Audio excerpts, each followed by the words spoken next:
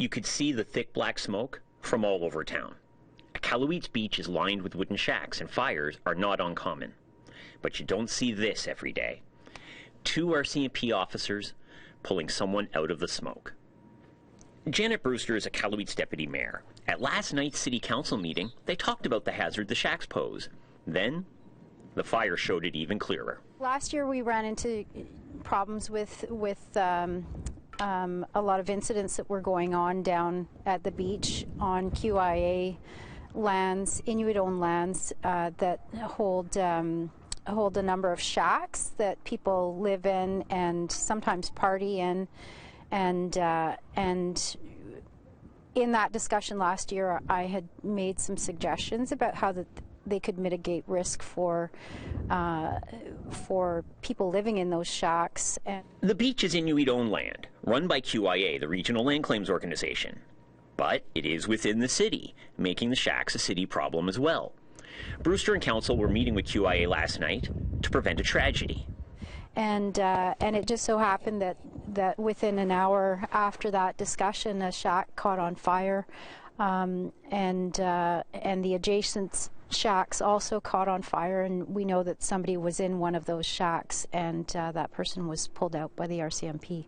Brewster's son was the person who shot the video. Just how small is Iqaluit? The last time we had Brewster on APTN National News was earlier this year. RCMP held her son at gunpoint for walking in a residential neighborhood with a rifle on his back, a common sight in Iqaluit. She video recorded the entire incident. This time, the man who was held at gunpoint on video for going hunting filmed the RCMP doing something heroic. The relationship with the RCMP is really complex between the RCMP and the Inuit community here in Iqaluit and everywhere, really, and that incidents that occur that put that relationship at risk and put that trust at risk have a deep impact on people, on individuals, and at the same time, we still appreciate the good things that the RCMP are doing, and what we saw last night was 2 RCMP members potentially saving the life of an individual who has had to live in a shack. You can't miss the problem at the beach if you live in Iqaluit. It's there right in front of your face.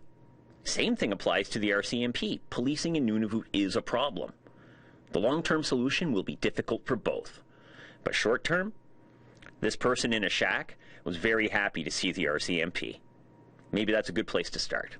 Kent Driscoll, APTN National News, Iqaluit.